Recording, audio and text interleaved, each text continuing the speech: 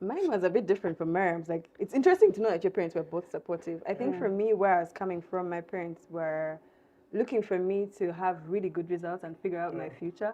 And here I was Like most parents. Yeah, true. But here I was deviating and saying, I want to play basketball. So mine were supportive, but they were very, very strict.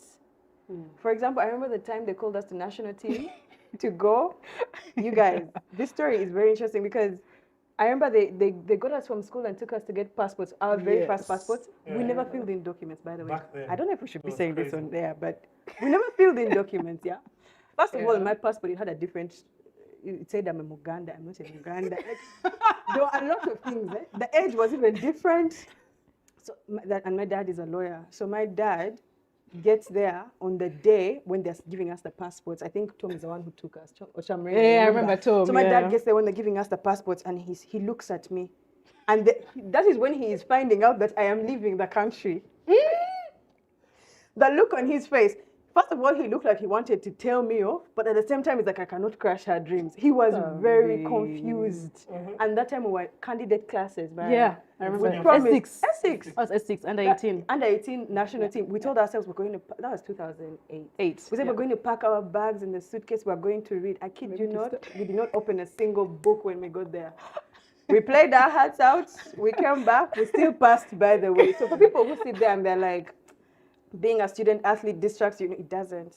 It really doesn't. And I think that's the one thing I give back to basketball and my parents for giving me the opportunity, because being in school, I don't know where I would have wound up personally with my kind of energy. I think basketball kept me focused. It taught me discipline. And I don't know anyone who failed because the discipline you learn off court is what you brought in class. 100%. Yeah, because when we're looking at results, like even in my S6, I got 24 points. So I'm thinking to myself, okay, that's me without having, I'm not bragging, but I'm just saying. It's okay, humble brag. Take it. We take it. No, take it. Sue got 25. I know. I got over 23. We were there, 24, 21, 25. Yeah. But you see, that's the whole point. Like our parents gave us that.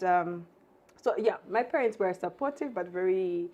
They didn't see it the way yours did, I think. Well, you had to be a student first. True. You had to be a student. You had to be a student first, but mine didn't see it the way yours did. So for you, when the school calls you back, they're like, yeah, they see it. I guess no one really talked to mine. They only kept looking at the score sheet for results, And during mock, I never focused for mock because it's a mock exam. So my parents would see me with very few dwindling points, and they're like, what's going on? So I think it's after I finished play, after I got those results and I'm going into university, and now they're starting to see the doors open up. That's when they became even more supportive. Like, okay, there's a place for this. So which team are you playing for? What are you doing? They started paying more attention to that along the way. But before that, they were standoffish. And I think most parents are like that. Yeah. I don't know how. Child. They want a good future for you, right? Yeah. Like at that point in time, there are no female basketball players you would see outside school level or university.